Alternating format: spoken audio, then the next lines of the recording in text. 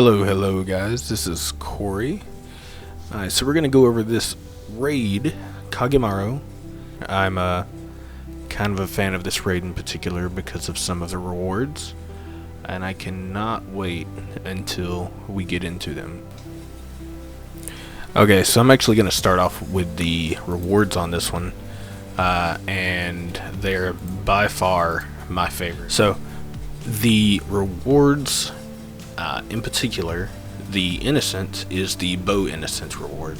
So Kagemaru, even though she has this dagger sword looking thing in her hand standing there, her Innocent that she brings from the Innocent Will is the Bow Innocent. And if anyone knows me and knows who I play with, the Bow Innocent is probably going to boost me just a little bit, only because, for one, alchemy kind of restricts what you can actually build your bow up to. You can have, a perfect bow where it's really high attack, and with its base crit rate, you'll be doing a lot of damage. But the alchemy effects are so good.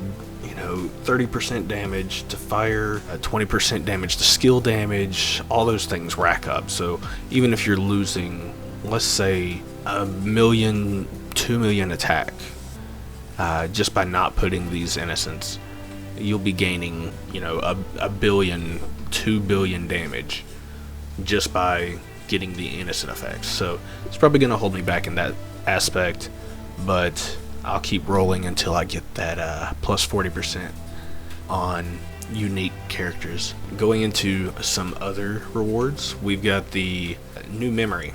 So New Memory is actually a pretty good one. Plus 2% party attack, plus 1% party defense. Yeah, I think this one will actually last for quite a while in most people's memory bank. Memory bank.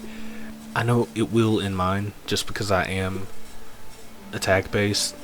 Sorry, Sai. But yeah, this is gonna last quite a while. These are maxed out effects to 2%, 1%.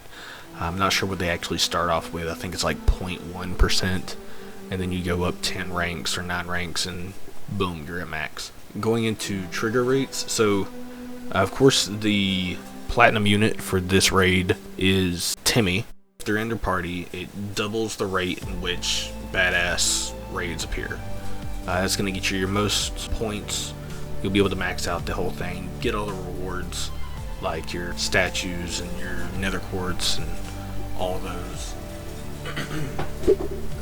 And add in the Innocent Will, Timmy, Usalia, Fallen Vessel Flown, and Liezerota. Those combined not only increase the effect of the Innocent Will randomly popping up after an event, but they are also the ones that have the stat bonuses. So if you have all 4 of these in your party, the stat bonuses for the raid will be 15 plus 3 plus 3 plus 3.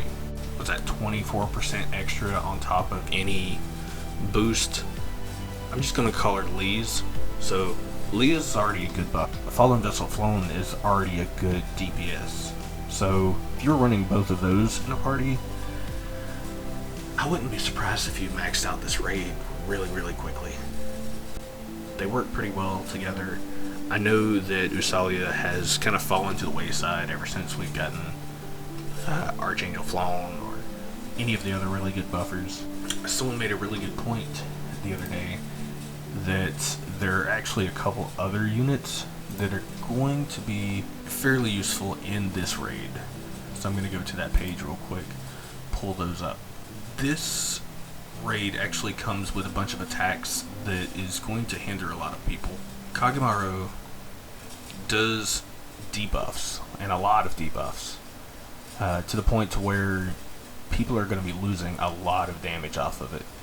So one of their attacks does minus 50% attack, minus 50% intelligence, and minus 25% defense.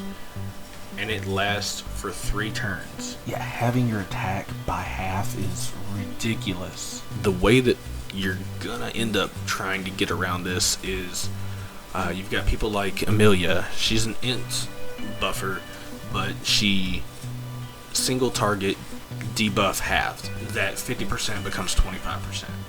Or you've got Shrine Maiden Cicely. That's total debuff halved. So that's everyone in the party.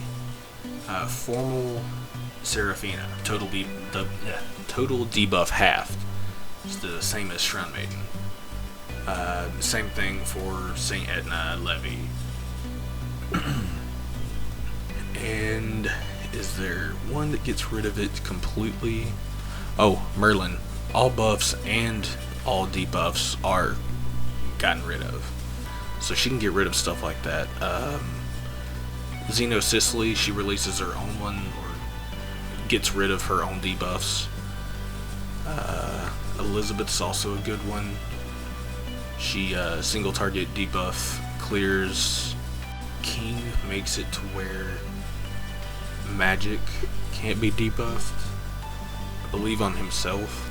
And I believe Amelia also can't have debuffs put on her. Same thing with Shrine Maiden Cicely. So Shrine Maiden actually might be a good run on this. She does a SP dump as well as a attack buff, so she might be a good support in this one. Any that do the plus 100 action gauge will help clear off those debuffs quicker, because each one of those turns counts as a turn. So those turns will, in effect, get rid of it. Who else? That's not the only attack that debuffs, so you may end up with, like, you know, stacked upon stacked debuffs up to 50% on attack all the time. I believe there's 3 different moves, and oh man, if you don't get rid of the ninja men around him, or around her, they also have a single attack that makes you forgetful, as well as debuffs your attack and intelligence. So making sure you take advantage of their minus, was it 200% fire and star is a big thing. You'll make sure that you do an AoE, clear out those 2, so you don't end up wasting 2 or 3 turns because you can't use moves. This is the first time in a while that we have had a raid in which they're weak to fire. That means we're going to have quite a few people happy. Anyone who likes Calamity Adele, myself for, you know, Xena Rasborough. There's who else that will benefit from this? Oh yeah, Fallen Vessel Flown. She already has the plus 1000 action gauge, which helps her with the debuffs. She's a fire unit. Overall, I think she's going to be the better attack unit to have in this raid. But you know, there's quite a few fire-based DPS, so it's about time. I believe I'm going to try to go with, of course, Archangel Flown. The main drawback is her main buff that buffs CRD is a water-based, and Kagemaru actually resists that, which is fine, because it's mainly used for the buff anyways. But Shrine Maiden will be thrown in there, as well as probably Formal Seraphina. Yeah. So I'll probably take out my Salome and put in Cicely, take out my swimsuit and put in Seraphina. Keep the 2 Archangel Flowns and my Xena Rasborough. That's another thing. So Axe, Monster Physical, and Monster Magic units also get plus 5%. So Fallen Vessel Flown doubles up on, you know, not only being fire, having the plus 1000 action gauge, and being a plus 3% unit, they're also a plus 5% unit because of monster attack. If anything, it looks as though Kagemaru's attacks are, the highest that they're going to get is F+, which is great because all those debuffs are going to make this just drag out. Let's just be happy with the minus 25% to fire. Beyond that, happy raiding, and we'll see how everything goes. Post in the comments below what your team's going to be, how you think you're going to do. You're going to get top 100, you're going to get all those innocents for bows. I know everyone out there's got those Archangel Flones they're wanting to slap those on too. Beyond that, I think I'll probably slap some on Salome as well. Alright, peace. Y'all have a good one.